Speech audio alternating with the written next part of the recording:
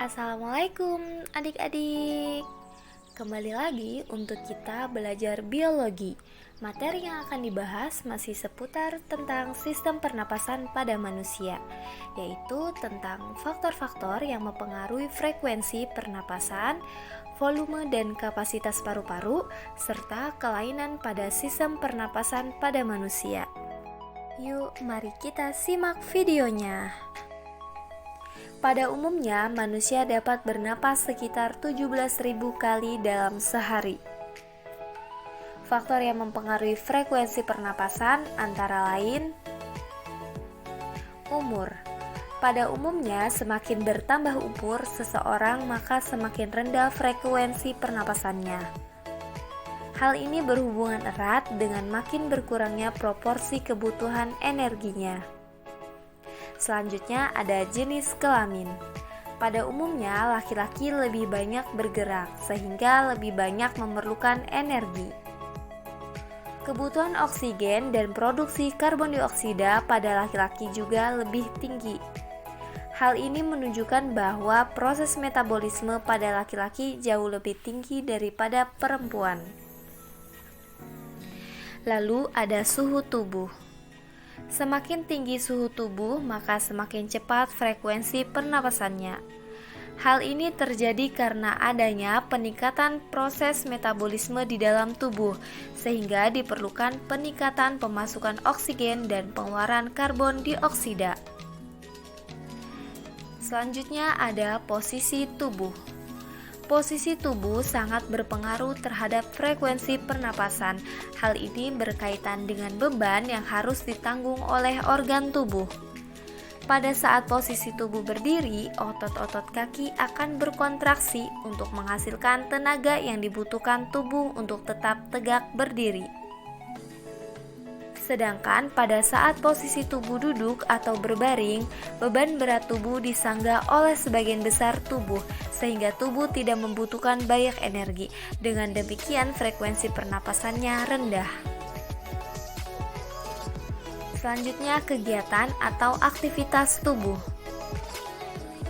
Orang yang melakukan aktivitas memerlukan lebih banyak energi dibandingkan dengan orang yang tidak melakukan aktivitas seperti duduk santai atau tiduran.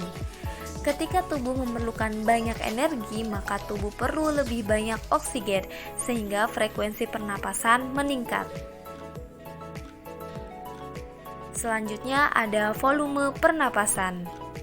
Volume udara yang digunakan dalam proses pernapasan ada beberapa macam, di antaranya volume tidal, yaitu volume udara yang keluar masuk paru-paru saat tubuh melakukan inspirasi, atau ekspirasi biasa, yaitu normal, volumenya sekitar 500 ml. Volume cadangan ekspirasi merupakan volume udara yang masih dapat dikeluarkan secara maksimal dari paru-paru setelah melakukan ekspirasi biasa. Volume cadangan ekspirasi sekitar 1.500 ml. Selanjutnya ada volume cadangan inspirasi, yaitu volume udara yang masih dapat dimasukkan ke dalam paru-paru setelah melakukan inspirasi secara biasa. Volume cadangan inspirasi sekitar 1.500 ml. Kemudian ada volume residu, yaitu volume udara yang masih tersisa di dalam paru-paru meskipun telah melakukan ekspirasi secara maksimal. Volumenya sekitar 1.000 ml. Selanjutnya ada kapasitas. Kapasitas yang pertama ada kapasitas vital paru-paru, yaitu total dari volume tidal ditambah volume cadangan ekspirasi ditambah volume cadangan inspirasi. Kapasitas vital paru-paru sekitar 3.500 ml. Selanjutnya ada kapasitas total paru-paru, yaitu volume udara yang dapat ditampung secara maksimal dalam paru-paru. Volume kapasitas total paru-paru yaitu volume kapasitas vital paru-paru ditambah volume residu, volumenya sekitar 4.500 ml. Ada yang tahu apa nama alat ini? Ya, ini adalah spirometer. Spirometer merupakan alat yang digunakan untuk mengukur kapasitas volume paru-paru. Adakah yang belum dipahami? Ya, kalau sudah paham, mari kita mencoba mengerjakan latihan soal berikut ini. Seseorang mempunyai volume udara tidal 400 ml, udara suplementer 1300 ml, udara komplementer 1600 ml, dan udara residu 900 ml. Tentukan kapasitas vital paru-paru. Jawabannya adalah kapasitas vital sama dengan 1600 ditambah 1300 ditambah 400 sama dengan 3300 ml. Kelainan pada sistem pernapasan yang pertama ada flu. Penyakit flu ini disebabkan oleh virus influenza yang mudah sekali menular.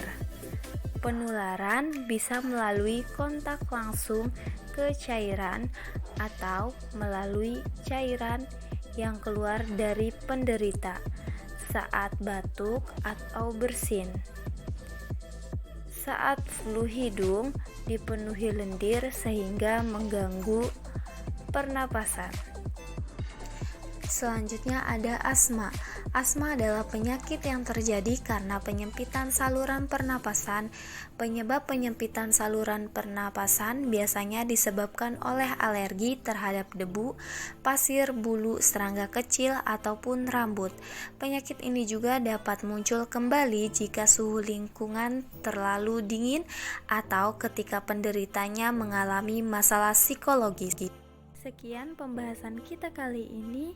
Assalamualaikum warahmatullahi wabarakatuh.